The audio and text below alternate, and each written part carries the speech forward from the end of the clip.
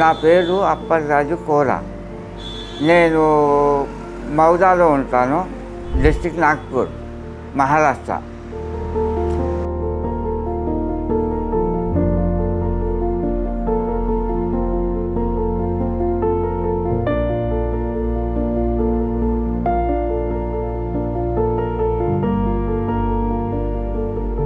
Senior కాలేజ్లో health క్లర్క్గా పనిచేస్తున్నా. తంబాకు తినేవాడిని, కర్రలు తినేవాడిని. నేను దాని గురించి ప్రాబ్లం అన్నారు. నేను, మా ఆవిడ, మా అమ్మాయి, మేము ముగ్గురుమే ఉంటాం ఇంట్లో. మా హస్బెండ్ పేరు అప్పలరాజు కోర. తను ఆర్ట్స్ అండ్ కామర్స్ కాలేజ్లో హెడ్ క్లర్క్గా పనిచేస్తారు. మాకు ఒకటే పాప. మేము వెల్ సెటిల్ అవుతున్నాం, ఇల్లు కట్టుకుంటున్నాం అంట్లోకి అయిపోయింది. అంట్లోకి ఈయనకి ఇలా అని తెలిసింది.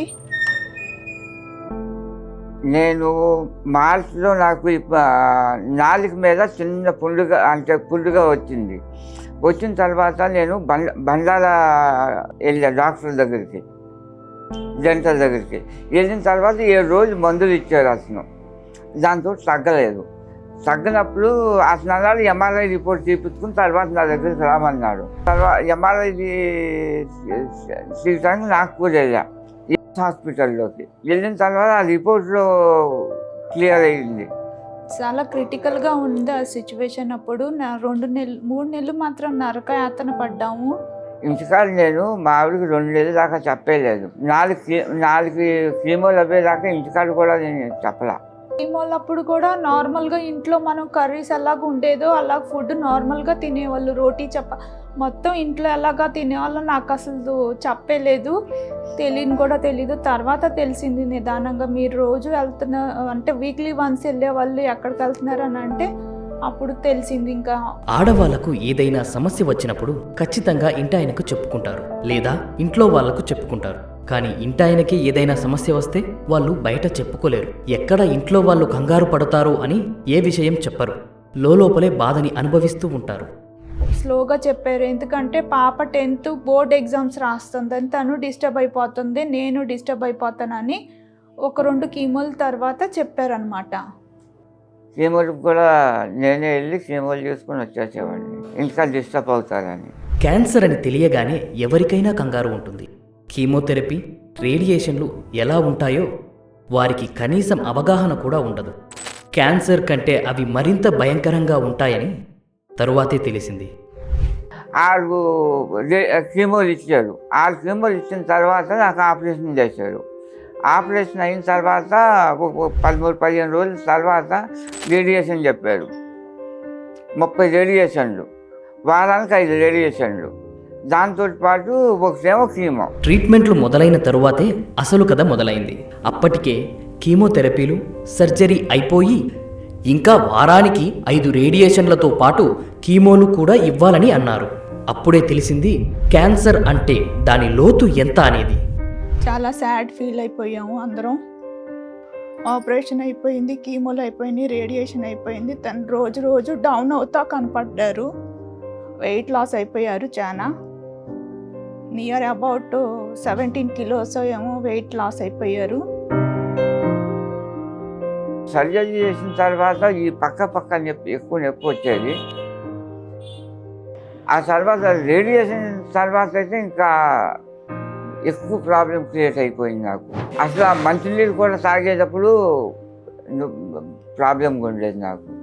వాంతులు అవ్వటం, అవి కొంచెం సిక్నెస్, సాడ్నెస్, ఊరికే 2 అడుగులు వేస్తే చెమటలు పోసుకొని వస్తుంది ఒళ్ళంతా. ఏ పూజ ఫలించిందో తెలియదు, కానీ దేవుడు వారికి ఒక మంచి దారి చూపించాడు. హైదరాబాద్లోని పునర్జన్ ఆయుర్వేద హాస్పిటల్స్ గురించి తెలుసుకున్నాను. రసాయన ఆయుర్వేదంతో ఎంతమంది పునర్జన్మను పొందుతున్నారో వారు తెలుసుకున్నారు. 15 రేడియేషన్లు అయిన తర్వాత మాకు పునర్జన్మ గురించి తెలిసిన తర్వాత మేము మా మరదలు హైదరాబాద్లో ఉంటుంది. నేను ఆయుర్వేదిక్ పునర్జన్ హాస్పిటల్ రివ్యూస్ చూశాను. నాకు నమ్మకం కుదిరింది. నేను మా చెల్లికి రిఫర్ చేస్తే తను వెళ్ళిపోయింది తన హస్బెండ్ని తీసుకొని. మొదట్లో వీర్రాజు బరువు తగ్గిపోయినప్పుడు కంగారు పడ్డ ఆ కుటుంబం ఇప్పుడు బరువు పెరుగుతుంటే చాలా సంతోషపడ్డారు. 15 డేస్ తర్వాతే మాకు కొంచెం కనిపించింది, అంటే వాంతులు అవి తగ్గిపోయినాయి. కీమోలు రేడియేషన్లకి తను తీసుకున్న లిక్విడ్ కూడా ఉండేది కాదు పొట్టలో. తన వర్క్ తను చేసుకుంటున్నారు, ఏ సపోర్ట్ లేకుండా ఆఫీస్కి కూడా వెళ్ళి వస్తున్నారు, హ్యాపీగా ఉన్నారు. ఈ ప్రయాణం మొత్తంలో ఇంట ఆయనకు వచ్చిన కష్టం గురించి పిల్లలకు ఏం చెప్పాలన్న విషయంలోనే పాపం ఆ ఇల్లాలు చాలా నలిగిపోయింది. దేవుడి మీద భారం వేసి వీర్రాజు కుటుంబం నమ్మకంతో ముందడుగు వేసింది. ఆ నమ్మకమే ఆ కుటుంబాన్ని నడిపించింది. వీర్రాజును క్యాన్సర్ విజేతగా నిలబెట్టింది. ఇప్పుడు చాలా హ్యాపీగా ఉంది.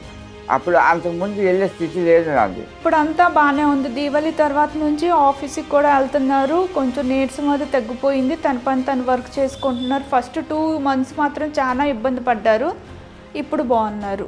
మేము దూరంగా ఉన్నామన్న బాధ కూడా లేకుండా వాళ్ళు అక్కడ ఉన్నట్టుగానే చూసి మాకు చెప్తున్నారు. వీడియో కాల్ అది చేసి మేడం అది మాట్లాడుతున్నారు. 3 months తర్వాత రిపోర్టు తీసాము, MRI స్కాన్ తీసాము, నార్మల్ వచ్చింది ఇప్పుడు. Thank you for పునర్జన్. सर के साथ 15 साल से जुड़ा हूँ। हम एक ही जगह काम करते हैं और वो पहले काफ़ी अच्छे थे, बाद में ये प्रॉब्लम आने के बाद थोड़ा बहुत वीक हो गए थे, लेकिन अभी ठीक है, एकदम बढ़िया। Thanks to పునర్జన్ Ayurveda.